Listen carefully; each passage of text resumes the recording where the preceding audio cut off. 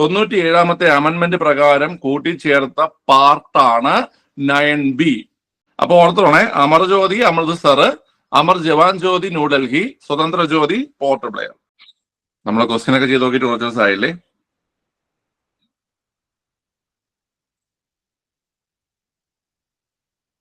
Okay, ചെയ്യാം. എടാ ഒരു 80 മാർക്ക്, 80 മാർക്ക് മോഡൽ ക്വസ്റ്റ്യൻ ആണേ. എല്ലാവരും അടിപൊളി ചെയ്യണം കേട്ടോ. ഓക്കെ, പരമാവധി മാർക്ക് സ്കോർ ചെയ്യാൻ ശ്രമിക്കണം. ഓക്കെ, ഒന്നാമത്തെ ചോദ്യം ചെയ്തോ. 2024 സംസ്ഥാന സ്കൂൾ ശാസ്ത്രോത്സവത്തിന്റെ വേദി. ഓപ്ഷൻ സി ആലപ്പുഴയാണ് ആൻസർ അല്ലേ? ആലപ്പുഴയാണ് സംസ്ഥാന സ്കൂൾ ശാസ്ത്രോത്സവത്തിന്റെ വേദി, ആലപ്പുഴ. ലോകത്തിലെ ഏറ്റവും വലിയ സ്വകാര്യ വാർത്താവിനിമയ ഉപഗ്രഹം, ഏറ്റവും വലിയ സ്വകാര്യ വാർത്താവിനിമയ ഉപഗ്രഹം ഏതാണ് ചോദ്യം. ഏതാണ് സ്വകാര്യ വാർത്താവിനിമയ ഉപഗ്രഹം ഏറ്റവും വലുത്?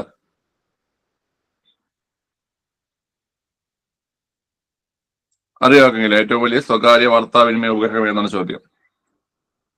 അപ്പോൾ അതിന്റെ ആൻസർ ഓപ്ഷൻ സി ജൂപ്പിറ്റർ 3 ആണ്. ഓപ്ഷൻ സി ജൂപ്പിറ്റർ 3 ആണ്. ജൂപ്പിറ്റർ 3 ആണ് ആൻസർ. ഓക്കെ, ഈ ജൂപ്പിറ്റർ 3 വിക്ഷേപിച്ചത് ആരെന്നറിയോ? ആരാണ്? ISR ആണോ? നാസയാണോ? ആരാ? ജൂപ്പിറ്റർ 3 വിക്ഷേപിച്ചത് സ്പേസ് എക്സ് ആണല്ലേ? Space X. സ്പേസ് എക്സ് ആണ്. നമ്മുടെ എലോൺ മസ്കിന്റെ സ്പേസ് എക്സ് ആണ് എന്ത് ചെയ്തത്? ഈ പറയുന്ന ജൂപ്പിറ്റർ 3 വിക്ഷേപിച്ചത് സ്പേസ് എക്സ് ആണ്. എലോൺ മസ്കിന്റെ സ്പേസ് എക്സ് ആണ് വിക്ഷേപിച്ചത്. ലോകത്തിലെ ഏറ്റവും വലിയ സ്വകാര്യ വാർത്താവിനിമയ ഉപഗ്രഹമാണ് ജൂപ്പിറ്റർ 3. വിക്ഷേപിച്ചത് സ്പേസ് എക്സ് ആണ്. Space X. ഓക്കെ, ക്ലിയർ ആണ്. നമുക്ക് ഈ എലോൺ മസ്കിന്റെ തന്നെ നമുക്ക് ന്യൂറാലിങ്ക് ചോദിക്കുന്നുണ്ട് കേട്ടോ. ന്യൂറാലിങ്ക്, അത് മനുഷ്യ മസ്തിഷ്കത്തിൽ ചിപ്പ് ഘടിപ്പിക്കുന്ന ടെക്നോളജി ഉണ്ടല്ലോ. അത് നമുക്കിപ്പം റീസെന്റ് ആയിട്ട് 2-3 പരീക്ഷ ചോദിച്ചിട്ടുണ്ട്. അതിന്റെ പേര് ന്യൂറാലിങ്ക് എന്നാണ്. റിപ്പീറ്റ് ചെയ്ത് വരും ആ ചോദ്യം കേട്ടോ. അത് നോക്കിക്കോണം കേട്ടോ. അടുത്ത്, ശരിയായ പ്രസ്താവനകൾ കണ്ടെത്തുക എന്നാണ് ചോദ്യം. വനിതാ സംവരണ ബിൽ ലോക്സഭ പാസാക്കിയത് 2023 സെപ്റ്റംബർ 20-നാണ്. വനിതാ സംവരണ ബിൽ രാജ്യസഭ പാസാക്കിയത് 2023 സെപ്റ്റംബർ 23-നാണ്. 128ാം ഭരണഘടനാ ഭേദഗതി ബില്ലായിരുന്നു വനിതാ സംവരണ ബിൽ. ഒന്ന് ചെയ്തേ.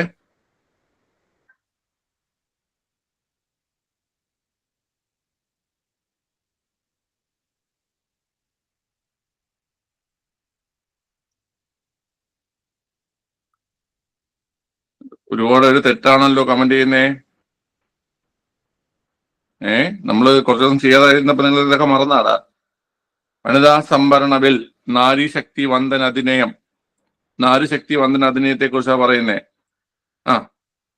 അതായത് ഒന്നാമത്തെ സ്റ്റേറ്റ്മെന്റ്, വനിതാ സംവരണ ബിൽ ലോക്സഭ പാസാക്കിയത് 2023 സെപ്റ്റംബർ 20-നാണ്. അത് ശരിയാണ്. നമ്മളത് പഠിച്ചു. സെപ്റ്റംബർ 19-ന് അർജുൻ റാം മേഘ്വാൾ, നിയമമന്ത്രിയായിരുന്ന അർജുൻ റാം മേഘ്വാൾ ഈ ബില്ല് അവതരിപ്പിക്കുകയും ലോക്സഭയിൽ അവതരിപ്പിക്കുകയും സെപ്റ്റംബർ 20-ന് ഈ ബില്ല് ലോക്സഭ പാസ്സാക്കുകയും ചെയ്തു. സെപ്റ്റംബർ 20 ലോക്സഭ പാസ്സാക്കി. ഓക്കെ, അവിടെ ഡൗട്ടിന്റെ ആവശ്യമില്ല. പിന്നെ നമ്മൾ നോക്കേണ്ടത് രണ്ടാമത്തെ സ്റ്റേറ്റ്മെന്റ്. ഒന്നാമത്തെ സ്റ്റേറ്റ്മെന്റ് ശരിയാണ്. രണ്ടാമത്തെ സ്റ്റേറ്റ്മെന്റ്, വനിതാ സംവരണ ബിൽ രാജ്യസഭ പാസ്സാക്കിയത് സെപ്റ്റംബർ 23-നാണ്. അത് തെറ്റാണ്. സെപ്റ്റംബർ 21-നാണ് രാജ്യസഭ പാസ്സാക്കിയത്. സെപ്റ്റംബർ 21-ന് രാജ്യസഭ പാസ്സാക്കി. ഓക്കെ, സെപ്റ്റംബർ 28-ന് ദ്രൗപദി മുർമു, അതായത് രാഷ്ട്രപതി ദ്രൗപദി മുർമു എന്ത് ചെയ്തു? ഒപ്പുവെച്ചു. സെപ്റ്റംബർ 28-നാണ് രാഷ്ട്രപതി ദ്രൗപദി മുർമു ഒപ്പുവെച്ചത്. ഓക്കെ, ക്ലിയർ ആണ്. അപ്പൊ അങ്ങനെ വരുമ്പോൾ രണ്ടാമത്തെ തെറ്റാണ്. ഇനി അടുത്ത് മൂന്നാമത്തെ സ്റ്റേറ്റ്മെന്റ് നോക്കുമ്പോൾ 128ാം ഭരണഘടനാ ഭേദഗതി ബില്ലായിരുന്നു വനിതാ സംവരണ ബില്ലെന്നാണ്. 128ാമത്തെ വനിതാ സംവരണ ബില്ല് 128 128 വനിതാ സംവരണ ബില്ല് 128 എന്നടാ. 126 128 തന്നെ കേട്ടാ. നിങ്ങൾക്ക് ഈ 6 കയറി വരുന്ന എന്തെന്നറിയാമോ? അത് 106ാമത്തെ ഭേദഗതിയാണ്. മനസ്സിലായ? 106ാമത്തെ ഭേദഗതിയാണ്. 106ാമത്തെ ഭേദഗതിയാണ് ഈ 6 കിടന്ന് കറങ്ങുന്നത്. നമ്മളെ മൈൻഡ് നമ്മളാ കുഴപ്പിക്കുന്നതാ. ഓക്കെ, 106ാമത്തെ ഭേദഗതിയും 128ാമത്തെ ബില്ലുമാണ്. ഇതൊക്കെ നമ്മൾ പഠിച്ചതാണേ. ഓക്കെ, തെറ്റിക്കരുത്. 128ാമത്തെ ഭേദഗതി ബില്ലും 106ാമത്തെ ഭേദഗതിയുമാണ് കേട്ടോ. 106ാമത്തെ ഭേദഗതി, അതായത് 1ഉം 3ഉമാണ് ശരിയായിട്ടുള്ളത്. 1ഉം 3ഉമാണ് ശരിയായിട്ടുള്ളത്. ഓക്കെ, മനസ്സിലായല്ലോ? തെറ്റിക്കരുത് ഇനി. ഓക്കെ, എന്താണെന്ന് അറിയാലോ? ലോകസഭയിലെയും രാജ്യസഭയിലെയും സീറ്റുകളിൽ 33% ആർക്ക് സംവരണം നൽകും? വനിതകൾക്ക് സംവരണം നൽകും അല്ലെ? 33% വനിതകൾക്ക് സംവരണം നൽകും. അതിലെ ഈ ലോകസഭയിലെ സീറ്റുകൾക്ക് സംവരണം നൽകുന്നത് ഏത് ആർട്ടിക്കിൾ വെച്ചിട്ടാണ്? പുതുതായി ഉൾപ്പെടുത്തിയ ആർട്ടിക്കിൾ ഉണ്ടല്ലോ. ഏത് ആർട്ടിക്കിൾ വെച്ചിട്ടാണ് ലോകസഭയില്? 330A വെച്ചിട്ട് ലോകസഭയില് സംവരണം. 330A വെച്ചിട്ട് ലോകസഭയില് സംവരണം. സംസ്ഥാന നിയമസഭകളിൽ സംവരണം. സംസ്ഥാന നിയമസഭകളിൽ സംവരണം 332A ആണ് സംസ്ഥാന നിയമസഭകളിൽ സംവരണം. 330A എന്ന് വെച്ച് കഴിഞ്ഞാല് ലോകസഭയില് വനിതാ സംവരണവും 332A എന്ന് പറഞ്ഞു കഴിഞ്ഞാൽ സംസ്ഥാന നിയമസഭകളിൽ വനിതാ സംവരണമാണ്. ഞാൻ ഇതിന്റെ ക്ലാസ് നമ്മുടെ ചാനലിൽ കിടപ്പുണ്ട്. പരീക്ഷയ്ക്ക് ഇനിയിപ്പം പ്രിലിംസ് ഒക്കെ ആവാറായിട്ടുണ്ട്. പോകുന്നവര് നന്നായിട്ട് ഇത് നോക്കിയിട്ട് പോണം കേട്ടോ. ശരി. ഈ 14-ാം തീയതി ആർക്കെങ്കിലും എക്സാം എന്തെങ്കിലും ഉണ്ടോ? 14-ാം തീയതി 14-ാം തീയതി എന്തോ ഒരു എക്സാം ഉണ്ടല്ലേ? LD ലെവൽ എക്സാം ആണെന്ന് തോന്നുന്നു. കന്നഡ മലയാളം നോയിങ് ആണോ? തമിഴ് നോയിങ് ആണോ? ഓക്കെ. തമിഴൊക്കെ തെരിയുമോ ഇതൊക്കെ എഴുതാൻ പോവാൻ? കൊഞ്ചം തെരിയുന്ന കേൾക്കാനും പറയാനും അല്ലേ, വായിക്കാൻ അറിയാമെന്ന് ചോദിച്ചത്. അവിടെ ആരും മറ്റേ വായിച്ച് പറഞ്ഞു തരത്തില്ല ക്വസ്റ്റ്യൻ.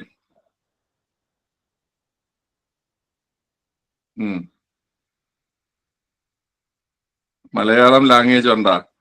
മലയാളി ഈ തമിഴും ഉണ്ടാവുമല്ലോ അതില്. അവസാനം മറ്റേ ഏമണ്ടി ചെപ്പണ്ടി എന്ന് പറഞ്ഞ് പോരേണ്ടി വരും അവസാനം. അടുത്ത അർത്ഥശാസ്ത്രം, നീതിസാരം തുടങ്ങിയ ഇന്ത്യൻ ഇതിഹാസങ്ങളിൽ നിന്ന് സേനാതന്ത്രങ്ങൾ പഠിക്കാനുള്ള ആർമിയുടെ പദ്ധതി എന്നാണ് ചോദ്യം. ഇത് നമ്മൾ മുമ്പ് ചെയ്തിട്ടുള്ളതാ. അപ്പോൾ അത് ഉത്ഭവം എന്നാണ്. ഇവിടെ സ്പെല്ലിംഗ് മിസ്റ്റേക്ക് കിടപ്പുള്ളത്. ഉത്ഭവം എന്നാണ്. Option A ഉത്ഭവമാണ്. അർത്ഥശാസ്ത്രം, നീതിസാരം തുടങ്ങിയ ഇതിഹാസങ്ങളിൽ നിന്നും സേനാതന്ത്രങ്ങൾ പഠിക്കാനുള്ള ആർമിയുടെ പദ്ധതി ഉത്ഭവം എന്നാണ്. അടുത്ത് 2024 ഹരിവരാസനം പുരസ്കാരത്തിന് അർഹനായത് ആരാണ്? 2024 ഹരിവരാസനം പുരസ്കാരം PK വീരമണിദാസാണ്. ഇന്ത്യയുടെ 54-ാമത്തെ കടുവാ സങ്കേതം നിലയിൽ വന്നത് എവിടെ? 54-ാമത്തെ കടുവാ സങ്കേതം.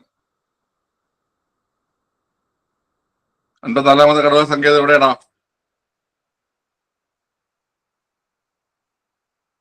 അറിഞ്ഞൂടാ? 54-ാമത്തത് വീരാങ്കന ദുർഗാവതിയാണ് അല്ലെ? വീരാങ്കന ദുർഗാവതി കടുവാ സങ്കേതമാണ്. 54-ാമത്തത് വീരാങ്കന ദുർഗാവതിയാണ്. ഏത് സംസ്ഥാനത്താണ് ഈ വീരാങ്കന ദുർഗാവതി? ഏത് സംസ്ഥാനത്താ വീരാങ്കന ദുർഗാവതി കടുവാ സങ്കേതം? മധ്യപ്രദേശാണ്. സംസ്ഥാനം പഠിച്ചോണം കേട്ടോ. മധ്യപ്രദേശാണ് വീരാങ്കന ദുർഗാവതി. മധ്യപ്രദേശിലാണ് വീരാങ്കന ദുർഗാവതി. ഓക്കെ. വിദ്യാർത്ഥിനികൾക്ക് ആർത്തവ സമയത്തേക്കായി ഓരോ സെമസ്റ്ററിലും 2% അധിക അവധി ആനുകൂല്യം നൽകിയ കേരളത്തിലെ ആദ്യ സർവകലാശാല എന്നാണ് ചോദ്യം. ആർത്തവ അവധി പ്രഖ്യാപിച്ച കേരളത്തിലെ ആദ്യത്തെ സർവകലാശാല എന്നാണ് ചോദ്യം. ആർത്തവ അവധി പ്രഖ്യാപിച്ചത് ഓപ്ഷൻ ബി കുസാറ്റ് ആണ് അല്ലെ? കുസാറ്റ് ആണ് ആർത്തവ അവധി പ്രഖ്യാപിച്ചത്. കുസാറ്റ് എന്ന് വെച്ച് കഴിഞ്ഞാൽ കൊച്ചിൻ ശാസ്ത്ര സാങ്കേതിക സർവകലാശാല അല്ലേ? CUSAT Cochin university of science and technology എന്ന് പറയും കേട്ടോ. കൊച്ചിൻ കുസാറ്റ് എന്ന് ഇങ്ങനെയാ പറയുന്നത്. കുസാറ്റിന്റെ സ്പെല്ലിംഗ് ഇങ്ങനെയാണ്. Cochin university of science and technology എന്നാണ് കുസാറ്റിന്റെ പൂർണ്ണരൂപം. കൊച്ചിൻ ശാസ്ത്ര സാങ്കേതിക സർവകലാശാല. രക്തദാനത്തിന് അവധി പ്രഖ്യാപിച്ചത് ആരാ? രക്തദാനത്തിന് അവധി പ്രഖ്യാപിച്ചത് കേരള സർവകലാശാലയാണ്. രക്തദാനത്തിന് അവധി പ്രഖ്യാപിച്ചത് കേരള സർവകലാശാലയാണ്. ആർത്തവ അവധി പ്രഖ്യാപിച്ചത് കുസാറ്റാണ്. സംസ്ഥാന സർക്കാരിന്റെ OTT പ്ലാറ്റ്ഫോം ഏതാണ് ചോദ്യം?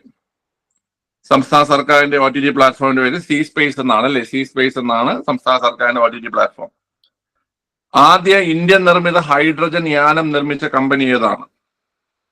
ഇന്ത്യൻ നിർമ്മിത ഹൈഡ്രജൻ യാനം നിർമ്മിച്ച കമ്പനിയാണ് ചോദ്യം. വളരെ കൊച്ചിൻ ഷിപ്പ്യാർഡാണ് ഇന്ത്യൻ നിർമ്മിത ഹൈഡ്രജൻ യാനം നിർമ്മിച്ചത്. India Israel centre of water technology സ്ഥാപിക്കുന്നത് എവിടെ? India Israel centre of water technology സ്ഥാപിക്കുന്നത് എവിടെ? India Israel centre of water technology IIT Madras ആണ്. കേട്ടാ. ഓക്കെ, IIT മദ്രാസ് ആണ്. ഗാന്ധി സാഗർ ഡാം നിർമ്മിച്ചിരിക്കുന്നത് ഏത് നദിക്ക് കുറുകെയാണ്? ഗാന്ധി സാഗർ ഡാം നിർമ്മിച്ചിരിക്കുന്നത് ഏത് നദിക്ക് കുറുകെയാണ്? അപ്പോൾ ഗാന്ധി സാഗർ ഡാം നിർമ്മിച്ചിരിക്കുന്നത് ചമ്പൽ നദിക്ക് കുറുകെയാണ്. ചമ്പൽ നദിക്ക് കുറുകെയാണ്. ചമ്പൽ. അടുത്ത, ഇന്ത്യയിൽ പരുത്തി തുണി വ്യാപാരത്തിന്റെ വളർച്ചയെ സഹായിച്ച ഘടകങ്ങൾ ഏതൊക്കെയെന്നാണ് ചോദ്യം. പരുത്തി തുണി വ്യാപാരത്തിന്റെ വളർച്ചയെ സഹായിച്ച ഘടകങ്ങൾ ഏതൊക്കെയെന്നാണ് ചോദ്യം. പരുത്തിയുടെ ഉയർന്ന അളവിലുള്ള ലഭ്യത, തുറമുഖ സൗകര്യങ്ങൾ, ജലവൈദ്യുതിയുടെ ലഭ്യത, കുറഞ്ഞ ചെലവിൽ തൊഴിലാളികളുടെ ലഭ്യത. പിള്ളേരെ ഇത് പഠിച്ചു വേണം. പരുത്തി തുണി വ്യവസായത്തെ സ്വാധീനിച്ച ഘടകങ്ങൾ: പരുത്തിയുടെ ഉയർന്ന അളവിലുള്ള ലഭ്യത ശരിയാണ്, തുറമുഖ സൗകര്യം ശരിയാണ്, ജലവൈദ്യുതിയുടെ ലഭ്യത ശരിയാണ്, കുറഞ്ഞ ചെലവിൽ തൊഴിലാളികളുടെ ലഭ്യത അതും ശരിയാണ്. ഓപ്ഷൻ ഡി ഇവയെല്ലാം എന്നാണ് ആൻസർ. ഓപ്ഷൻ ഡി ഇവയെല്ലാം എന്നാണ് ആൻസർ. അടുത്ത്, ഇവയിൽ മേജർ തുറമുഖങ്ങളിൽ ഉൾപ്പെടാത്തത് ഏതാണ്? ഈസി ക്വസ്റ്റ്യൻ അല്ലേ? മേജർ തുറമുഖം അല്ലാത്ത ഏതാ? പെട്ടെന്ന് കമന്റ് ചെയ്തടാ. ദഹേജ് ആണ്. അപ്പൊ കൊച്ചി ആയാലും പാരാദ്വീപ് ആയാലും ന്യൂ മാംഗ്ലൂർ ആയാലും മേജർ തുറമുഖങ്ങളാണ് അല്ലേ? കൊച്ചിയാണ്, ദഹേജ് ആണ് ആൻസർ. ഇവയിൽ ഒരു ഇന്ത്യൻ സംസ്ഥാനവുമായി മാത്രം അതിർത്തി പങ്കിടുന്ന സംസ്ഥാനം ഏതാണ്? ഒരു ഇന്ത്യൻ സംസ്ഥാനവുമായി മാത്രം അതിർത്തി പങ്കിടുന്ന സംസ്ഥാനം ഏതാണ് ചോദ്യം.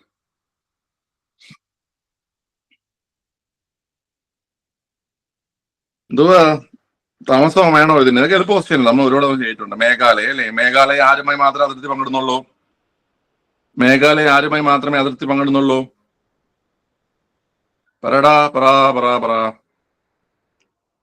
മേഘാലയ അസമുമായി മാത്രമേ അതിർത്തി പങ്കിടുന്നുള്ളൂ. മേഘാലയ അസമുമായി മാത്രമേ അതിർത്തി പങ്കിടുന്നുള്ളൂ. ഇതുപോലെ ഒരു സംസ്ഥാനവുമായി മാത്രം അതിർത്തി പങ്കിടുന്ന ഒരു സ്റ്റേറ്റും കൂടെ ഇന്ത്യയിലുണ്ട്. അത് സിക്കിമാണ് കേട്ടാ.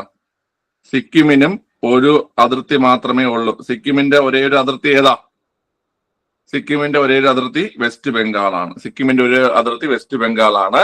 മേഘാലയക്ക് അസമും സിക്കിമിന് വെസ്റ്റ് ബംഗാളും. അപ്പൊ മേഘാലയയും സിക്കിമുമാണ് ഒരു സംസ്ഥാനവുമായി മാത്രം അതിർത്തി പങ്കിടുന്ന സംസ്ഥാനങ്ങൾ. ഹിമാചൽ പ്രദേശിൽ ധൗലാധാർ എന്ന പേരിൽ അറിയപ്പെടുന്ന ഹിമാലയത്തിന്റെ ഭാഗം ഏതാണ്? ഹിമാചൽ പ്രദേശിൽ ധൗലാധാർ എന്ന പേരിൽ അറിയപ്പെടുന്ന ഹിമാലയത്തിന്റെ ഭാഗം ഏതാണ്? ഹിമാചൽ പ്രദേശിൽ ധൗലാധാർ എന്നറിയപ്പെടുന്നത് ഹിമാചൽ ആണ് അല്ലേ? ഹിമാചൽ പ്രദേശില് ധൗലാധാർ എന്നറിയപ്പെടുന്നത് ഏതാണ്ട് ഹിമാചലാണ്. ഹിമാചൽ. ആരവല്ലി പർവ്വത നിരകളിലെ ഏറ്റവും ഉയരം കൂടിയ കൊടുമുടി ഏതാണ്? ആരവല്ലി പർവ്വത നിരകളിലെ ഏറ്റവും ഉയരം കൂടിയ കൊടുമുടി മൗണ്ട് ഗുരുശിഖർ ആണ്. മൗണ്ട് ഗുരുശിഖർ. അടുത്ത്, റെയിൽവേ സോണുകളും അവയുടെ ആസ്ഥാനങ്ങളും തമ്മിലുള്ള ജോഡികളിൽ നിന്നും തെറ്റായവ തിരഞ്ഞെടുക്കുക. ദക്ഷിണ തീരദേശ റെയിൽവേ വിശാഖപട്ടണം, ഉത്തര മധ്യ റെയിൽവേ അലഹബാദ്, ദക്ഷിണ പശ്ചിമ റെയിൽവേ കൊൽക്കത്ത, ഉത്തര പശ്ചിമ റെയിൽവേ ജയ്പൂര്. ഏതാ? ഓപ്ഷൻ സി ആണ് ദക്ഷിണ പശ്ചിമ റെയിൽവേ കൊൽക്കത്ത തെറ്റാണ്. ഓക്കെ, അത് നിങ്ങൾക്ക് ഇപ്പൊ അറിയണമെന്നില്ല. ദക്ഷിണ പശ്ചിമ റെയിൽവേയുടെ ആസ്ഥാനം എവിടെയെന്ന് അറിയൂടാ? ദക്ഷിണ പശ്ചിമ റെയിൽവേയുടെ ആസ്ഥാനം എവിടെയാണ് ദക്ഷിണ പശ്ചിമ റെയിൽവേയുടെ ആസ്ഥാനം? സൗത്ത് വെസ്റ്റേൺ റെയിൽവേ ഹുബ്ബള്ളിയാണ് കേട്ടോ. സൗത്ത് വെസ്റ്റേൺ റെയിൽവേ ഹുബ്ബള്ളിയാണ്. ഹുബ്ബള്ളി കർണാടകയാണ് ആൻസർ. ഹുബ്ബള്ളി കർണാടക. ക്ലിയർ ആണല്ലോ? നിങ്ങൾ നോക്കി, സൗത്ത് വെസ്റ്റ് എന്ന് പറയുമ്പോൾ നമുക്ക് ഏത് ഭാഗത്തായിട്ട് വരുന്നുണ്ട്? ഈ ഭാഗമല്ലേ? നമ്മുടെ ഇപ്പൊ ഇന്ത്യ നോക്കുകയാണെങ്കിൽ ഈ നമ്മൾ ഇന്ത്യ ജസ്റ്റ് ഒന്ന് വരയ്ക്കാം. ഇത് സൗത്ത്, ഇത് വെസ്റ്റ്. അപ്പൊ ഈ ഭാഗത്ത് എവിടെയെങ്കിലും വരത്തുള്ളൂ. കൊൽക്കത്ത അല്ലാതെ നമുക്ക് എടുക്കാൻ പറ്റും. മനസ്സിലായോ? കൊൽക്കത്ത അല്ല എന്നുള്ള രീതിയിൽ നമുക്ക് എടുക്കാൻ പറ്റും. ചില ക്വസ്റ്റ്യൻസ് അങ്ങനെയും ആൻസർ ചെയ്യാൻ പറ്റും കേട്ടോ. ഓക്കെ. ദിയോഛാർ ഇരുമ്പ് ഖനി ഏത് സംസ്ഥാനത്താണ്?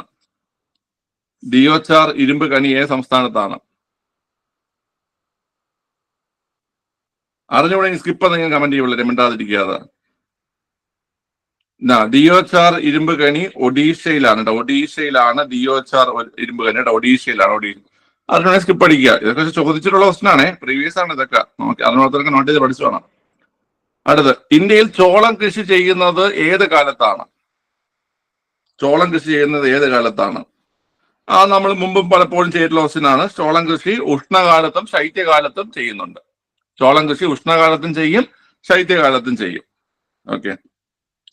ജാലിയൻ വാലാബാഗിൽ രക്തസാക്ഷിത്വം വരിച്ചവരുടെ സ്മാരകം അറിയപ്പെടുന്നത്?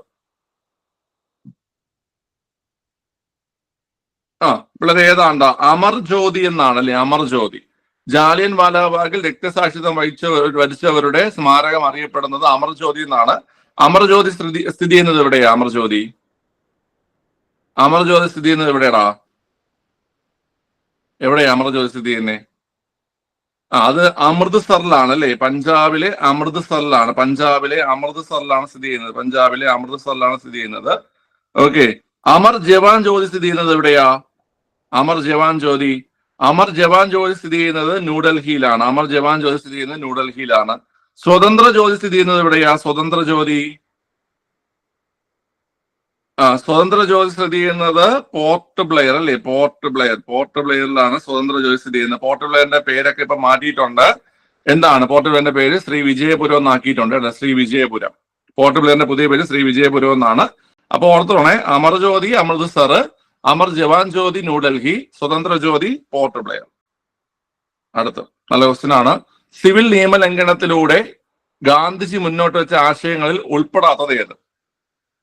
സിവിൽ നിയമലംഘനത്തിലൂടെ ഗാന്ധിജി മുന്നോട്ട് വെച്ച ആശയങ്ങളിൽ ഉൾപ്പെടാത്ത ഏതാണ് ചോദ്യം. ചെയ്തേ.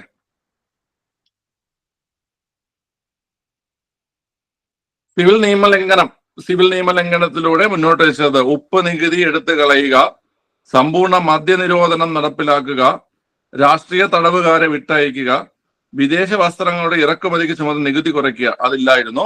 ഓക്കെ, അതായത് ഓപ്ഷൻ ഡി ആണ് ആൻസർ. ഓക്കെ, വിദേശ വസ്തുക്കളുടെ ഇറക്കുമതിക്ക് ചുമത്തുന്ന നികുതി കുറയ്ക്കുക, അതായിരുന്നു ആൻസർ കേട്ടോ. ഈ സിവിൽ നിയമലംഘനത്തെ കോൺഗ്രസ് അംഗീകരിച്ചത് അത് ഏത് വർഷത്തെ സമ്മേളനത്തിലാണ്ടാ? സിവിൽ നിയമലംഘന പ്രസ്ഥാനത്തെ അംഗീകരിച്ചത് ഏത് വർഷത്തെ സമ്മേളനത്തിലാണ്? അത് 1929 ലാഹോർ സമ്മേളനത്തിലാണ്. 1929 ലാഹോർ സമ്മേളനത്തിലാണ് സിവിൽ നിയമലംഘനത്തെ അംഗീകരിച്ചത് കേട്ടോ. ആരായിരുന്നു അധ്യക്ഷൻ? 29 ലാഹോർ സമ്മേളനത്തിന്റെ അധ്യക്ഷൻ ജവഹർലാൽ നെഹ്റു. ഇന്ത്യൻ സംസ്ഥാന പുനഃസംഘടനാ നിയമം പാർലമെന്റ് പാസാക്കിയ വർഷം? 1956. ബ്രിട്ടീഷ് ഭരണകാലത്തെ ക്ഷാമത്തെക്കുറിച്ച് അന്വേഷിച്ച കമ്മീഷൻ ഏതാണ്?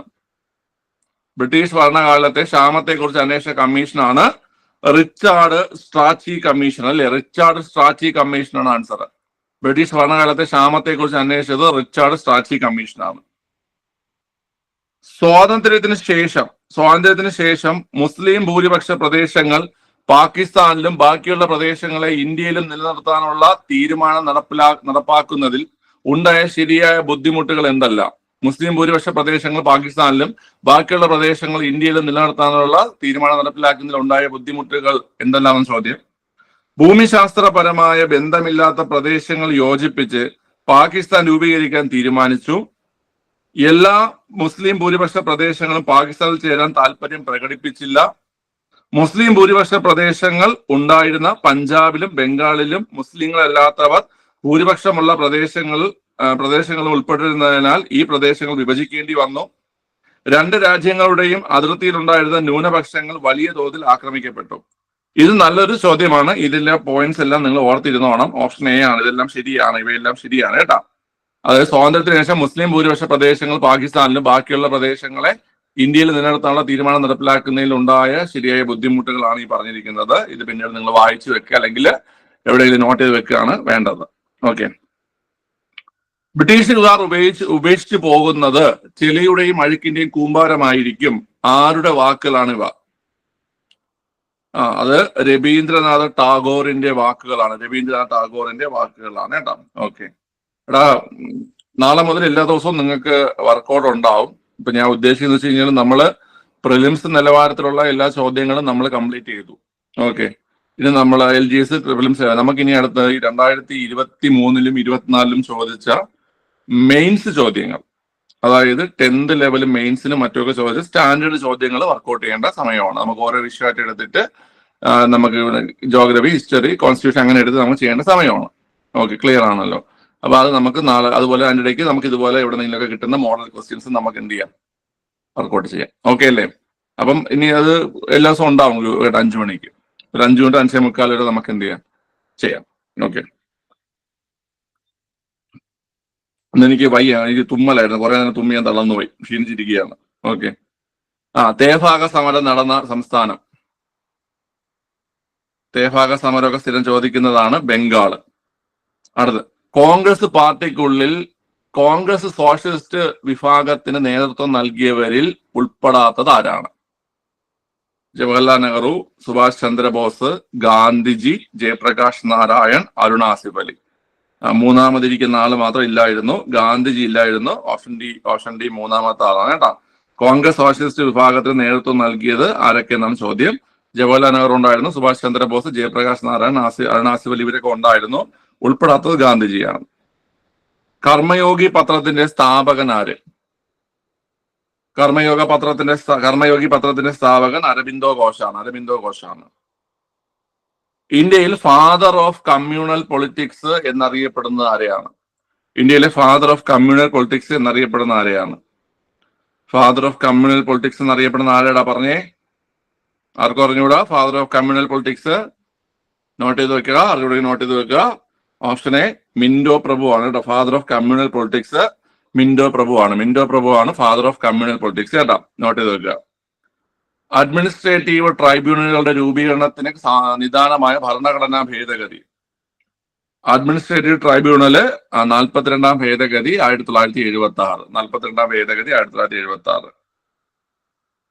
തന്നിരിക്കുന്നവയിൽ ഭരണഘടനാ നിയമനിർമ്മാണ സമിതിയുമായി ബന്ധമില്ലാത്തത് ഏതാണ്?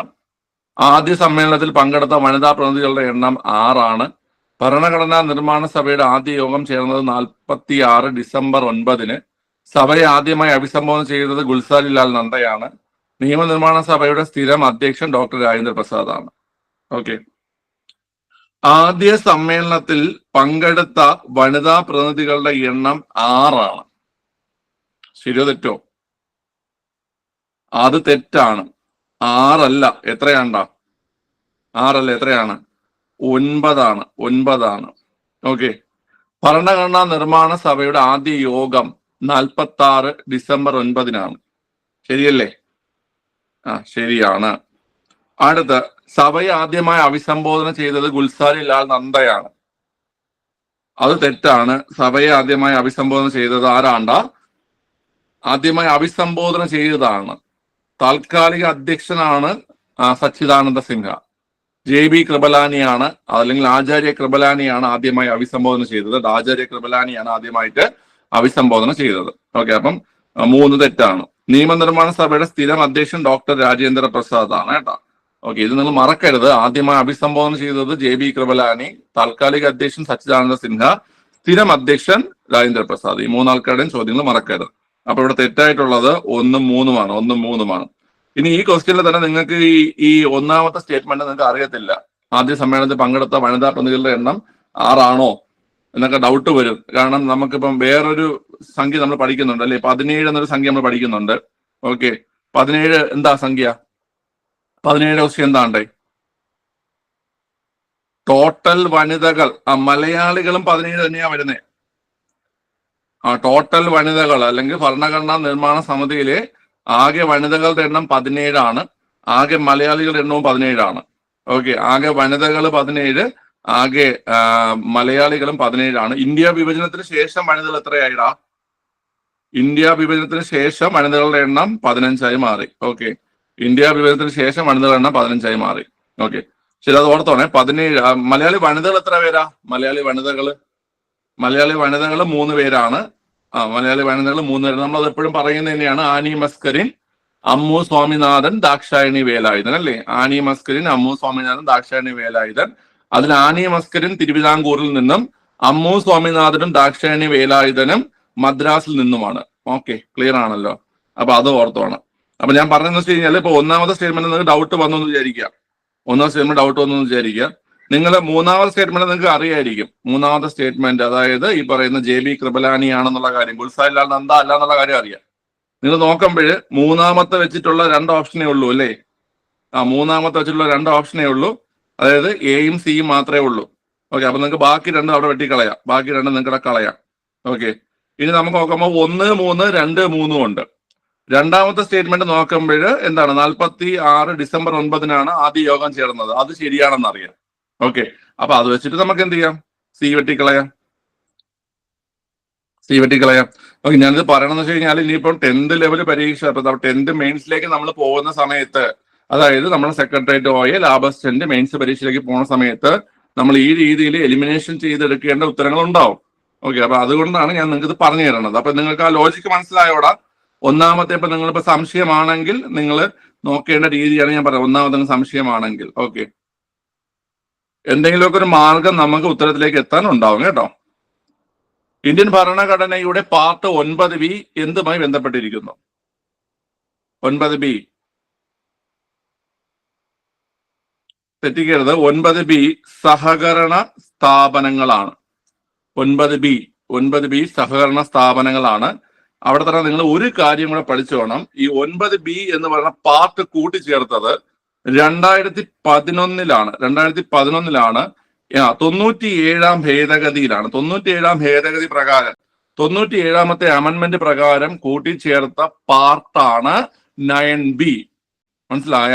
2011 97ാം ഭേദഗതി പ്രകാരം കൂട്ടിച്ചേർത്ത പാർട്ടാണ് 9B. ഓക്കെ, പാർട്ട് 9 കൂട്ടിച്ചേർത്തത് നിങ്ങൾക്ക് അറിയാം. പാർട്ട് 9 കൂട്ടിച്ചേർത്തത് എത്രാമത്തെ ഭേദഗതിയിലാ? പാർട്ട് 9 കൂട്ടിച്ചേർത്തത് 73ാം ഭേദഗതിയിലാണ്. 73ാം ഭേദഗതിയിലാണ് പാർട്ട് 9 കൂട്ടിച്ചേർത്തത്. 73 9B കൂട്ടിച്ചേർത്തത് ഏതിലാണ്ടാ? ഈ പറയുന്ന 2011 97ാം ഭേദഗതിയിലാണ്. ഓക്കെ, യഥാർത്ഥ ഭരണഘടനയിൽ ഇല്ലാത്തതും പിന്നീട് കൂട്ടിച്ചേർത്തതുമായ നിർദ്ദേശക തത്വം ഏതാണ്? യഥാർത്ഥ ഭരണഘടനയിൽ ഇല്ലാത്തതും പിന്നീട് കൂട്ടിച്ചേർത്തതുമായ നിർദ്ദേശക തത്വം ഏതാണ്? സൗജന്യ നിയമസഹായം. ഏത് ആർട്ടിക്കിളാ വരുന്നത്? സൗജന്യ നിയമസഹായം ഏത് ആർട്ടിക്കിളാ വരുന്നത്? നിർദ്ദേശകത്വങ്ങൾ അല്ലെങ്കിൽ നമ്മുടെ ഈ ഡയറക്ടീവ് പ്രിൻസിപ്പിൾസ് വരുന്ന സൗജന്യ നിയമസഹായം. വളരെ 39A എന്ന് പറയുന്ന ആർട്ടിക്കിളാ വരുന്നത്. 39A എന്ന് പറയുന്ന ആർട്ടിക്കിളാ വരുന്നത്. ഈ 39A എന്ന് പറയുന്ന ആർട്ടിക്കിള് ഏത് അമെന്റ്മെന്റിലാ കൂട്ടിച്ചേർത്തേ? എത്രാമത്തെ അമെന്റ്മെന്റിലാ കൂട്ടിച്ചേർത്തേ? 39A 42ാമത്തെ അമെന്റ്മെന്റിലാണ്. 42ാമത്തെ അമെന്റ്മെന്റിലാണ് മിനി കോൺസ്റ്റിറ്റ്യൂഷൻ എന്നറിയപ്പെടുന്ന 42ാമത്തെ അമെന്റ്മെന്റിലാണ് സൗജന്യ നിയമസഹായം അല്ലെങ്കിൽ 39A എന്ന് പറയുന്ന ആർട്ടിക്കിൾ എന്ത് ചെയ്തത്? കൂട്ടിച്ചേർത്തത്. ഓക്കെ, ക്ലിയർ ആണ്. ഇന്ത്യൻ ഭരണഘടനയുടെ സവിശേഷതകളിൽ ഉൾപ്പെടുന്നവ തിരഞ്ഞെടുക്കുക. പാർലമെന്ററി ഭരണ സമ്പ്രദായം, നിയമവാഴ്ച, ഏകായത്ത ഭരണ വ്യവസ്ഥ, സ്വതന്ത്ര നീതിന്യായ വ്യവസ്ഥ.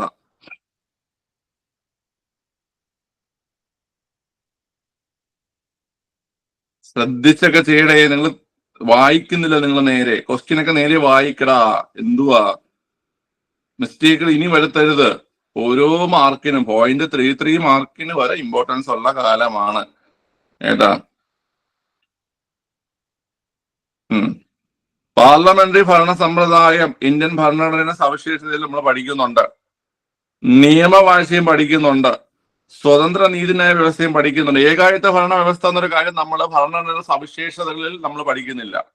ഓക്കെ, ഓപ്ഷൻ ബി 1, 2, 4 നമ്മൾ ആ ഒരു SCERT തന്നെ അത് പറയുന്നുണ്ട് എന്തൊക്കെയാണ് ഇന്ത്യൻ ഭരണഘടന സവിശേഷതകളെന്ന്. അത് ടെക്സ്റ്റിൽ കാണുമ്പോൾ ഭയങ്കര എളുപ്പമായിട്ട് തോന്നും.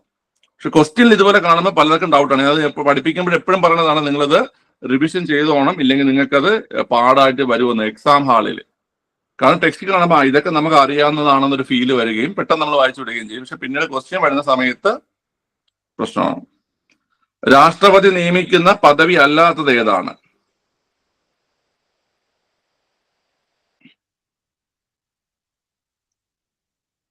പ്രധാനമന്ത്രിയെ നിയമിക്കുന്നത്, ഹൈക്കോടതി ജഡ്ജിയെ നിയമിക്കുന്നത്, ഗവർണർ നിയമിക്കുന്നതെല്ലാം രാഷ്ട്രപതി. ദേശീയ വനിതാ കമ്മീഷൻ ചെയർപേഴ്സൺ നിയമിക്കുന്നത് രാഷ്ട്രപതി അല്ലേ? ഓക്കെ, അപ്പം ഓപ്ഷൻ ഡി ആണ് ആൻസർ. Option D. ഓക്കെ, അടുത്ത് ദേശീയ മനുഷ്യാവകാശ കമ്മീഷനിൽ എക്സ് ഒഫീഷ്യോ അംഗങ്ങളിൽ ഉൾപ്പെടാത്തത് ആരെന്നാണ് ചോദ്യം. ദേശീയ പിന്നാക്ക വിഭാഗ കമ്മീഷൻ ചെയർമാൻ, ദേശീയ വനിതാ കമ്മീഷൻ ചെയർപേഴ്സൺ, ദേശീയ ഭിന്നശേഷി കമ്മീഷൻ ചീഫ് കമ്മീഷണർ, ദേശീയ വിവരാവകാശ കമ്മീഷൻ ചെയർമാൻ, അതാണ് ആൻസർ. ഓക്കെ, ദേശീയ വിവരാവകാശ കമ്മീഷൻ ചെയർമാൻ. മനുഷ്യാവകാശ കമ്മീഷനിലെ എക്സ് ഒഫീഷ്യോ അംഗങ്ങളിൽ ഉൾപ്പെടുന്നില്ല. ഓക്കെ, മനുഷ്യാവകാശ കമ്മീഷനിലെ എക്സ് ഒഫീഷ്യോ അംഗങ്ങൾ എത്ര പേരാണ്? 7 പേരാണ്. ഓക്കെ, ഏതൊക്കെയാ വരുന്നേ? SC commission, ST commission, OBC commission, പിന്നെ ഏതാണ്? Minorities commission. ഈ 4 കമ്മീഷന്റെയും SC, ST, OBC, മൈനോറിറ്റീസ്, ഈ 4 കമ്മീഷന്റെയും ചെയർമാൻമാരുണ്ടാകും. പിന്നെ വനിതാ കമ്മീഷന്റെ ചെയർപേഴ്സൺ ഉണ്ടാവും. ബാലാവകാശ കമ്മീഷന്റെ ചെയർപേഴ്സൺ ഉണ്ടാവും, ചെയർമാൻ ഉണ്ടാവും. അതുപോലെ തന്നെ നമ്മളിപ്പോ പറഞ്ഞു ഭിന്നശേഷി കമ്മീഷന്റെ ഹൈ കമ്മീഷണർ അല്ലെ, ചീഫ് കമ്മീഷണർ. ഭിന്നശേഷി കമ്മീഷന്റെ ചീഫ് കമ്മീഷണർ. ഇത്രയും പേരാണ് എന്തിനു വരുന്നത്? എക്സ് ഒഫീഷ്യോ അംഗങ്ങളായിട്ട് വരുന്നത് കേട്ടാ. SC, ST, OBC, minorities. SC, ST, OBC, minorities commission, അതിന്റെയൊക്കെ മേധാവിമാരും അല്ലെങ്കിൽ തലവന്മാരും, വനിതാ കമ്മീഷന്റെ ചീഫും, അതുപോലെ ബാലാവകാശ കമ്മീഷന്റെ ചീഫും, പിന്നെ ഭിന്നശേഷി കമ്മീഷന്റെ ചീഫും. ഓക്കെ, ക്ലിയർ ആണ്. ഇന്ത്യൻ ഭരണഘടന പ്രകാരം മതസ്വാതന്ത്ര്യത്തിനുള്ള അവകാശങ്ങളിൽ ഉൾപ്പെടാത്ത തിരഞ്ഞെടുക്കുക. സ്വതന്ത്രമായി ഏത് മതത്തിലും വിശ്വസിക്കാനും ആചരിക്കാനും പ്രചരിപ്പിക്കുവാനുള്ള അവകാശം, മതവിഭാഗങ്ങൾക്ക് മതജീവകാരുണ്യ സ്ഥാപനങ്ങൾ സ്ഥാപിക്കുവാനും നോക്കി നടത്താനുമുള്ള സ്വാതന്ത്ര്യം, ഏതെങ്കിലും പ്രത്യേക മതത്തിന്റെ പ്രോത്സാഹനത്തിന് വേണ്ടി നികുതികൾ കൊടുക്കുവാൻ നിർബന്ധിക്കുന്നതിനായ അവകാശം, ഗവൺമെന്റിന്റെ ഉടമസ്ഥതയിലും ഉത്തരവാദിത്തമുള്ള വിദ്യാഭ്യാസ സ്ഥാപനങ്ങളിൽ മതബോധനം നടത്തുവാൻ ഭരണഘടന അനുമതി നൽകിയിട്ടുണ്ട്. ഇല്ല, ഗവൺമെന്റിന്റെ ഉടമസ്ഥതയിലും ഉത്തരവാദിത്തമുള്ള വിദ്യാഭ്യാസ സ്ഥാപനങ്ങളിൽ മതബോധനം നടത്തുവാൻ പാടില്ല. മതബോധനം നടത്തുവാൻ പാടില്ല എന്നതാണ് കേട്ടോ. ഓക്കെ, നടത്തുവാനുള്ള അനുമതി ഇല്ല, നടത്തുവാൻ പാടില്ല. ഓക്കെ, കേരള സർക്കാരിന്റെ കീഴിൽ വിവരാവകാശ നിയമത്തിൽ നിന്നും ഒഴിവാക്കപ്പെട്ടിട്ടുള്ള സ്ഥാപനങ്ങളിൽ ഉൾപ്പെടുന്നത് കണ്ടെത്തുക. പെട്ടെന്നായിക്കോട്ടെ.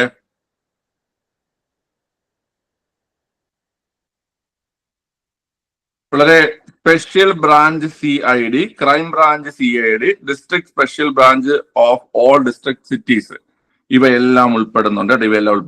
ഓക്കെ, കേരള സർക്കാരിന്റെ വിവരാവകാശ നിയമത്തിന് ഒഴിവാക്കപ്പെട്ടിട്ടുള്ള സ്ഥാപനങ്ങളിൽ ഇതെല്ലാം വരുന്നുണ്ട്. ജനഗണമന ഇംഗ്ലീഷിലേക്ക് പരിഭാഷപ്പെടുത്തിയത് ആരാണ്? Option C, Rabindranath Tagore. ടാഗോർ തന്നെയാണ് the morning song of India എന്ന പേരിൽ ജനഗണമന ഇംഗ്ലീഷിലേക്ക് മാറ്റിയത്. കേരള ഡ്രഗ്സ് ആൻഡ് ഫാർമസ്യൂട്ടിക്കൽസിന്റെ ആസ്ഥാനം എവിടെയാണ്? ആലപ്പുഴ. ഡ്രഗ്സ് ആൻഡ് ഫാർമസ്യൂട്ടിക്കൽസിന്റെ ആസ്ഥാനം ആലപ്പുഴ. കേരളത്തിലെ നദികളുമായി ബന്ധപ്പെട്ട പ്രസ്താവനകളിൽ തെറ്റായവ തിരഞ്ഞെടുക്കുക. കിഴക്കോട്ടൊഴുകുന്ന നദികളിൽ നീളം കൂടിയത് കബനിയാണ്. നദികളുടെ നാടെന്നറിയപ്പെടുന്ന ജില്ല കാസർഗോഡാണ്. പെരിയാർ ഒഴുകുന്നത് ഇടുക്കി, എറണാകുളം, കോട്ടയം എന്നീ ജില്ലകളിലൂടെയാണ്. പെരുന്തേനരുവി വെള്ളച്ചാട്ടം സ്ഥിതി ചെയ്യുന്നത് പാമ്പാറിലാണ്.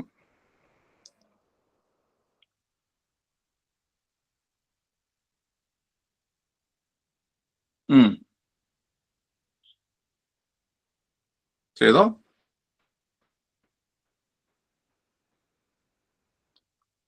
ഓക്കേടാ, ഈസി അല്ലടാ. ഓക്കെ, ഒന്ന് ശരിയല്ലേ? കിഴക്കോട്ടൊഴുകുന്ന നദികളിൽ നീളം കൂടിയത് കബനിയാണ്. ഒന്ന് ശരിയാണ്. അപ്പൊ നമുക്ക് തെറ്റായതാണ് ചോദിച്ചിട്ടുള്ളത്. ഒന്ന് ശരിയായതുകൊണ്ട് തന്നെ നിങ്ങൾക്ക് ഡിയും ബിയും വെട്ടിക്കളയാം. നദികളുടെ നാടെന്നറിയപ്പെടുന്ന ജില്ല കാസർഗോഡ്, അതും ശരിയാണ്. ഓക്കെ, അപ്പൊ രണ്ടുള്ള ഓപ്ഷനും വെട്ടിക്കളയാം. അപ്പൊ ആൻസർ ഓപ്ഷൻ സി. ഞാൻ പറഞ്ഞില്ലേ, ഈ ടെക്നിക്ക് പഠിച്ചോ നിങ്ങൾ? പഠിച്ചോണം, നിങ്ങൾക്ക് ആവശ്യമായിട്ട് വരും. മനസ്സിലായോ? ഓപ്ഷൻ വെട്ടുന്ന ആ ടെക്നിക്ക് പഠിച്ചോണം സ്റ്റേറ്റ്മെന്റിൽ. ഓക്കെ, ക്ലിയർ ആണല്ലോ? അപ്പൊ പെരിയാർ ഒഴുകുന്നത് ഏതൊക്കെ ജില്ലയിലാണ്? ഇടുക്കി, എറണാകുളം ജില്ലയിലാണ് പെരിയാർ ഒഴുകുന്നത് അല്ലേ? കോട്ടയം ഇല്ല, അതാണ് അവിടെ തെറ്റായത്. മനസ്സിലായ? ഓക്കെ, അടുത്ത് പെരുന്തേനരുവി വെള്ളച്ചാട്ടം സ്ഥിതി ചെയ്യുന്നത് ഏത് നദിയിലാ? പെരുന്തേനരുവി വെള്ളച്ചാട്ടം പമ്പ നദി പത്തനംതിട്ട ജില്ലയാണ്. ഓക്കെ, പാമ്പാർ എന്നാണ് കൊടുത്തിരിക്കുന്നത്, അത് തെറ്റാണ് കേട്ടാ. ഓക്കെ, കേരളത്തിലൂടെ കടന്നു പോകുന്ന ദേശീയപാത 66 ബന്ധിപ്പിക്കുന്ന പ്രദേശങ്ങൾ ഏതല്ല? ദേശീയപാത 66 ബന്ധിപ്പിക്കുന്ന സ്ഥലങ്ങൾ. ഓക്കെ, അതൊരു ഈസി ക്വസ്റ്റ്യൻ ആണ്. പനവേൽ കന്യാകുമാരി. വേമ്പനാട്ട് കായലിനെ റംസാർ പട്ടികയിൽ ഉൾപ്പെടുത്തിയ വർഷം? 2002. ഓക്കെ. ഒക്ടോബർ ചൂട് ഇവയിൽ ഏത് കാലാവസ്ഥയുമായി ബന്ധപ്പെട്ടിരിക്കുന്നു? ഒക്ടോബർ ചൂട് ഇവയിൽ ഏത് കാലാവസ്ഥയുമായി ബന്ധപ്പെട്ടിരിക്കുന്നു? ഒക്ടോബർ ചൂട് വടക്ക് കിഴക്കൻ മൺസൂൺ ആണല്ലേ? വടക്ക് കിഴക്കൻ മൺസൂൺ. ഒക്ടോബർ മാസത്തിലുള്ള കാലാവസ്ഥ ഏതാണ് ഇന്ത്യയിൽ? ഒക്ടോബർ മാസത്തിലുള്ള കാലാവസ്ഥ വടക്ക് കിഴക്കൻ മൺസൂൺ ആണ്. ഒക്ടോബർ നവംബർ മാസങ്ങളിൽ വരുന്ന വടക്ക് കിഴക്കൻ മൺസൂൺ ആണ്. അപ്പൊ ഒക്ടോബർ ചൂട് വരുന്നത് വടക്ക് കിഴക്കൻ മൺസൂൺ ആണ്. ഇവയിൽ കൊല്ലം ജില്ലയിൽ സ്ഥിതി ചെയ്യുന്നവ ഏതെല്ലാം? കൊല്ലം ജില്ലയിൽ സ്ഥിതി ചെയ്യുന്നവ ഏതെല്ലാമാണ് ചോദ്യം.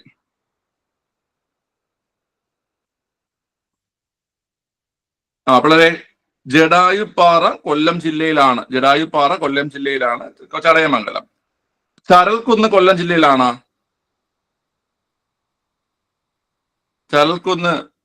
ജില്ലയിലാണ്. ചരൽക്കുന്ന് പത്തനംതിട്ട ജില്ലയിലാണ് അല്ലേ? ചരൽക്കുന്ന് പത്തനംതിട്ട ജില്ലയിലാണ്. അപ്പൊ അതല്ല. നിരണം ഏത് ജില്ലയിലാണ്? നിരണവും പത്തനംതിട്ട ജില്ലയിലാണ്. അപ്പൊ അതുമില്ല. പാലരുവി വെള്ളച്ചാട്ടം അത് കൊല്ലം തന്നെ. ഓക്കെ. അപ്പം ഓപ്ഷൻ ബി 1 ഉം 4. കേരളത്തിലെ ഏറ്റവും വലിയ പക്ഷി സങ്കേതം. കേരളത്തിലെ ഏറ്റവും വലിയതും ആദ്യത്തേതും തട്ടേക്കാടാണ്. 1983 എറണാകുളം. പരപ്പാർ ഡാം എന്നറിയപ്പെടുന്നത്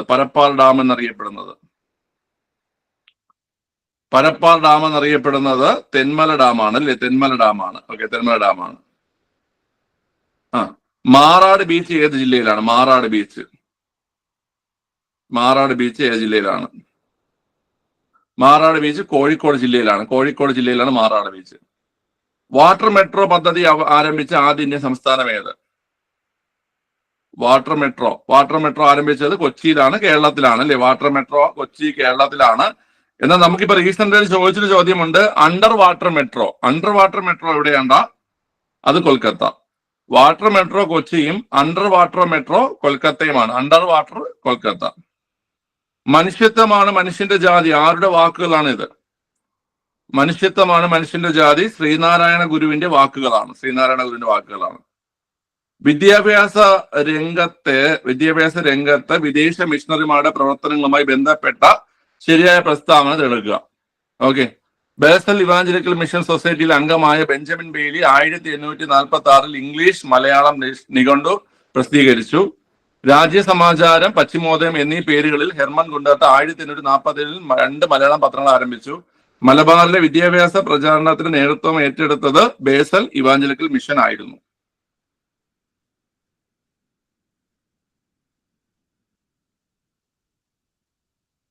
ഏതാ ആൻസർ? അപ്പോഴേ ഓപ്ഷൻ ഡി ആണ് answer. Option D. Okay, option D ആണ്. അതായത് ഇതിൽ ശരിയായിട്ടുള്ളത് രാജ്യസമാചാരം, പശ്ചിമോദയം എന്നീ പേരുകളിൽ 1847 2 മലയാളം പത്രങ്ങൾ ആരംഭിച്ചു. പിന്നെ മലബാറില് വിദ്യാഭ്യാസ പ്രചാരണ നേതൃത്വം കൊടുത്തത് ബേസൽ ഇവാഞ്ചലിക്കൽ മിഷൻ ആണ് അല്ലേ? ഓക്കെ. നമ്മൾ പഠിക്കുന്നുണ്ട് LMS, CMS, BEM. LMS എവിടെയാണ്? LMS തിരുവിതാംകൂറിലും CMS തിരുവിതാംകൂറിലും കൊച്ചിയിലും BEM മലബാറിലുമാണ്. ഓക്കെ. നമുക്ക് എക്സ്പ്ലെയിൻ ചെയ്യാൻ സമയമില്ല. പ്രീവിയസ് ക്വസ്റ്റ്യൻ ചെയ്യുമ്പോൾ നമുക്ക് എക്സ്പ്ലെയിൻ ചെയ്യാം കേട്ടോ. ഇപ്പൊ നമുക്ക് ചെയ്തു പോകാം. തിരുവിതാംകൂറിൽ സാമുദായിക സംവരണത്തിന് വേണ്ടിയും ഭരണപരിഷ്കാരങ്ങൾക്കെതിരെയും നടന്ന സമരം ഏതാണ്? ഒരു ക്വസ്റ്റ്യൻ ഉണ്ടല്ലേ? ഐക്യ കേരള പ്രതിജ്ഞ എഴുതിയതാണെന്നാണ് ചോദ്യം. ഐക്യ കേരള പ്രതിജ്ഞ എഴുതിയത് ഓപ്ഷൻ സി NB കൃഷ്ണവാര്യർ ആണ് കേട്ടോ.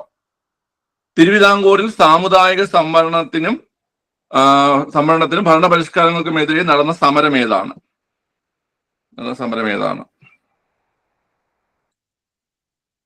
സാമുദായിക സംവരണവും ഭരണപരിഷ്കാരവും. അപ്പോൾ ഓപ്ഷൻ ബി നിവർത്തന പ്രക്ഷോഭം കേട്ടോ. നിവർത്തന പ്രക്ഷോഭമാണ് സാമുദായിക സംവരണവും ഭരണപരിഷ്കാരവും. ഓക്കെ. ഈസ്റ്റ് ഇന്ത്യ കമ്പനി പണ്ടികശാലകൾ ആരംഭിക്കാൻ അനുമതി കരസ്ഥമാക്കിയ കേന്ദ്രങ്ങൾ ഏതല്ല? ഈസ്റ്റ് ഇന്ത്യ കമ്പനി പണ്ടികശാലകൾ ആയിക്കോ. വളരെ തലശ്ശേരി ഉണ്ട്, വിഴിഞ്ഞമുണ്ട്, 5 തെങ്ങുണ്ട്. ഇതൊക്കെ SC പറയുന്നതാണ്, ഇമ്പോർട്ടന്റ് ആണ്. ഈസ്റ്റ് ഇന്ത്യ കമ്പനി പണ്ടികശാലകൾ ആരംഭിച്ചത് തലശ്ശേരി, വിഴിഞ്ഞം, 5 തെങ്ങ്. ഓപ്ഷൻ സി ആണ് ആൻസർ. കോഴിക്കോട് കാരപ്പറമ്പിൽ തത്വപ്രകാശിക ആശ്രമം എന്ന സംസ്കൃത വിദ്യാഭ്യാസ കേന്ദ്രം ആരംഭിച്ച നവോത്ഥാന നായകനാരാണ്? തത്വപ്രകാശിക ആശ്രമമൊക്കെ നമ്മളിപ്പോ സ്ഥിരം ചെയ്യുന്നുണ്ട്. ഈ ക്വസ്റ്റ്യൻ ഓപ്ഷൻ സി വാക്ഫടാനന്ദൻ അല്ലേ? വാക്ഫടാനന്ദനാണ് ആൻസർ. ഓക്കെ, ക്ലിയർ ആണ്. കേരളത്തിൽ ഖിലാഫത്ത് പ്രസ്ഥാനം ഏറ്റവും അധികം ശക്തി പ്രാപിച്ച പ്രദേശം? കേരളത്തിൽ ഖിലാഫത്ത് പ്രസ്ഥാനം ഏറ്റവും അധികം ശക്തി പ്രാപിച്ച പ്രദേശം മലബാർ ആണ്. മലബാർ. അടുത്ത് ചേരുംപടി ചേർക്കുക എന്നതാണ്. ഒന്ന് ചെയ്തോ, ചേരുംപടി ചേർത്തോ?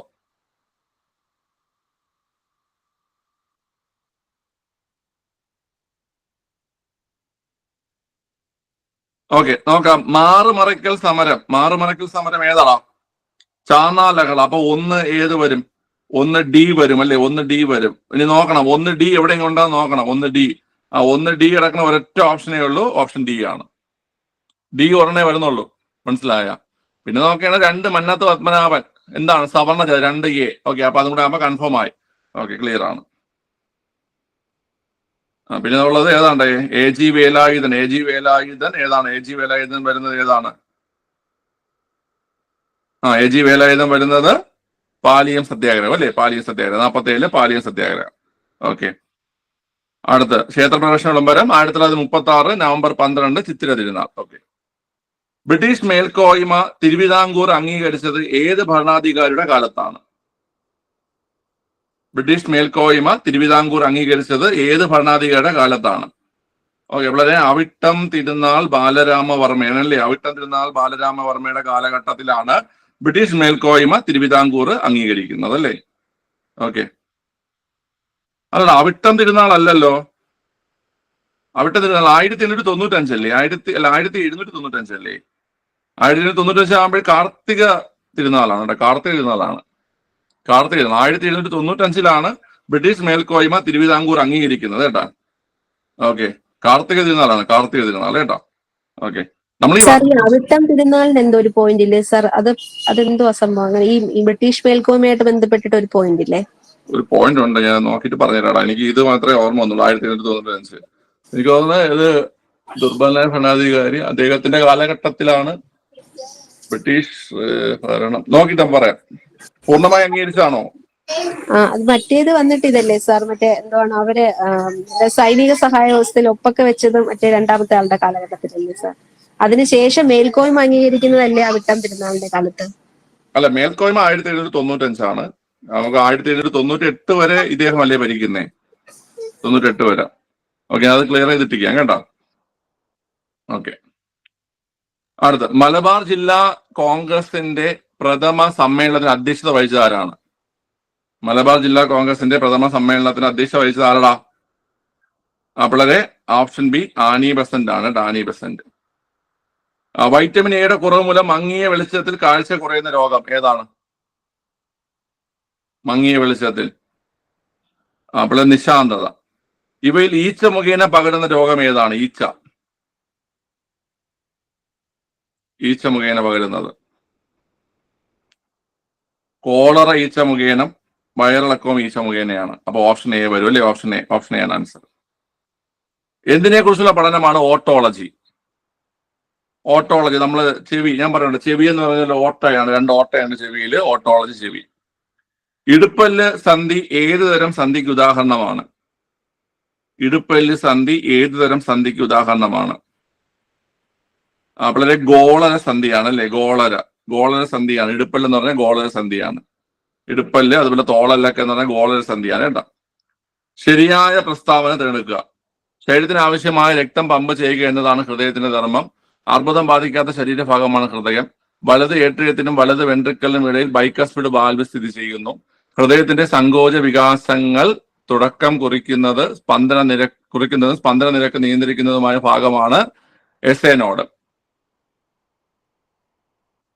അപ്പോൾ നോക്കേ, ശരീരത്തിന് ആവശ്യമായ രക്തം പമ്പ് ചെയ്യുന്നു, ശരിയാണ്. അർബുദം ബാധിക്കാത്ത ശരീരഭാഗമാണ് ഹൃദയം, ശരിയാണ്. വലത് ഏട്രിയത്തിനും വലത് വെൻട്രിക്കലിനും ഇടയിൽ ബൈക്കസ്പിഡ് വാൽവ്, തെറ്റാണ്. ഇടത് ഏട്രിയത്തിനും ഇടത് വെൻട്രിക്കലിനും ഇടയിലാണ് ബൈക്കസ്പിഡ് വാൽവ് വരുന്നത്. ഈ പറഞ്ഞിരിക്കുന്നത് ട്രൈകസ്പിഡ് വാൽവിനെ കുറിച്ചാണ്. ഓക്കെ, ഹൃദയത്തിന്റെ സങ്കോച വികാസനം തുടക്കം കുറിക്കുന്നതും സ്പന്ദന നിരക്ക് നിയന്ത്രിക്കുന്നതുമാണ് എസ് എ നോഡ് അല്ലെങ്കിൽ സൈനോ ഏട്രിയൽ നോഡ്. അത് ശരിയാണ്. അപ്പൊ 1, 2, 4 ശരിയാണ്. ഓക്കെ, ഉറങ്ങാൻ സഹായിക്കുന്ന ഹോർമോൺ ഇവയിൽ ഏതാണ്? ഉറങ്ങാൻ സഹായിക്കുന്നത് മെലാട്ടോണിൻ ആണ് അല്ലെ? മെലാട്ടോണിൻ. അടുത്ത് ഇവയിൽ കാരുണ്യ പദ്ധതിക്ക് കീഴിൽ വരുന്ന രോഗങ്ങൾ ഏതല്ല? കാരുണ്യ പദ്ധതി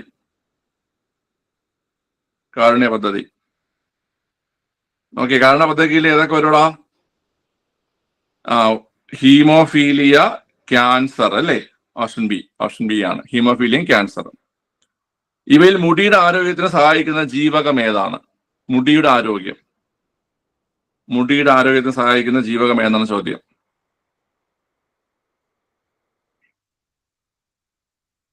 വളരെ മുടിയുടെ ആരോഗ്യത്തിന് സഹായിക്കുന്ന ജീവകം ബയോട്ടിൻ ആണ് കേട്ടോ.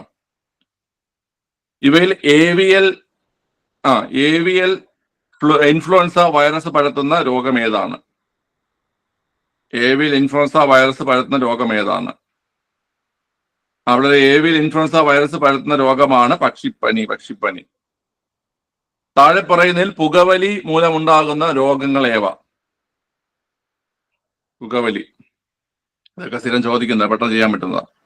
എംബിസീമ, ശ്വാസകോശ ക്യാൻസർ, ബ്രോങ്കൈറ്റിസ്, മുകളിൽ പറഞ്ഞവയല്ല. പ്രകാശം ഏറ്റവും വേഗത്തിൽ സഞ്ചരിക്കുന്ന ശൂന്യതയിലാണെന്ന് കണ്ടെത്തിയത് ആരാണ്? ലിയോൺ ഫുക്കാൾട്ട് അല്ലെ? ലിയോൺ ഫുക്കാൾട്ട് ആണ് പ്രകാശം ഏറ്റവും വേഗത്തിൽ സഞ്ചരിക്കുന്ന ശൂന്യതയിലാണെന്ന് കണ്ടെത്തിയത് ലിയോൺ ഫുക്കാൾട്ട് ആണ്. ഇവയിൽ മൂന്നാം ചലന നിയമത്തിന് ഉദാഹരണങ്ങൾ ഏതല്ല? തോക്കിൽ നിന്ന് പായുന്ന വെടിയുണ്ട, തോണി തുഴച്ചിൽ, റോക്കറ്റുകളുടെ പ്രവർത്തനം, ലോങ് ജമ്പ് ചാടുന്ന കായിക താരം. ഏതാണ് പിള്ളേരെ? ഓപ്ഷൻ സി ആണ് 1, 2, 3. തോക്കിൽ നിന്ന് പായുന്ന വെടിയുണ്ട, തോണി തുഴച്ചിൽ, റോക്കറ്റുകളുടെ പ്രവർത്തനം. ഓക്കെ. അടുത്ത്, ഷഡ്പദങ്ങൾക്ക് ജലോപരിതലത്തിൽ നടക്കാൻ സാധിക്കുന്നതിന് കാരണമായ ബലം ഏതാണ്? പ്രതലബലം. സൗരയൂഥത്തിലെ ഒരു ഗ്രഹത്തിന്റെ അതേ ഭ്രമണപഥത്തിൽ സൂര്യനെ ചുറ്റുന്ന ഛിന്ന ഗ്രഹങ്ങളുടെ കൂട്ടമാണ് ട്രോജനുകൾ. ഗ്രഹം ഏതാണ്?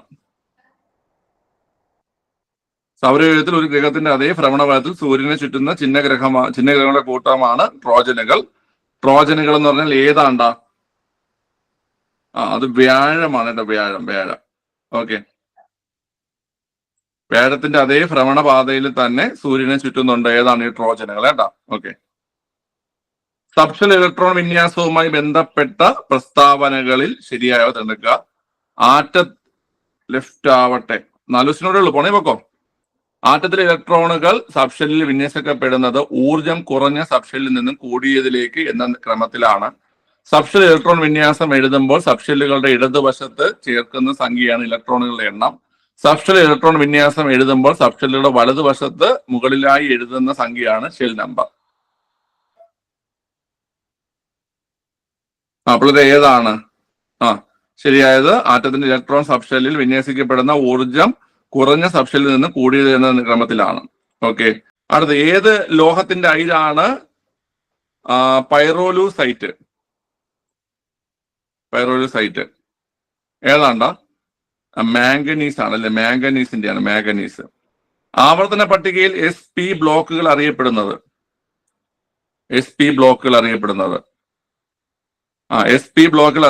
പ്രാതിനിധ്യ മൂലകങ്ങളാണ് അല്ലേ?